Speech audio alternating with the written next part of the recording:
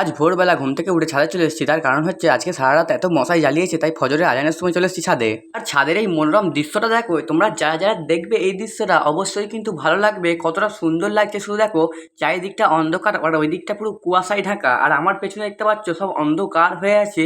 আর তারপরে একটু বেলা হলেই আমি এখন আমার মোস্টাক ব্র্যান্ডের ফেস ওয়াশটা নিয়ে যাচ্ছি মুখে ফেস ওয়াশ করার জন্য।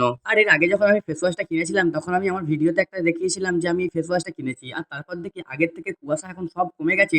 আর এখন তো গাড়ি ঘোড়ার সব অনেক আওয়াজ হচ্ছে। আর তারপর মোস্টাক ব্র্যান্ডের ফেস ওয়াশটা হাতে হালকা করে নিয়ে নিলাম। আর এই জিনিসটা এতটা সুন্দর সেন্ট, তোমরা যারা যারা মাখোনি তারা অবশ্যই বুঝতে পারছো না।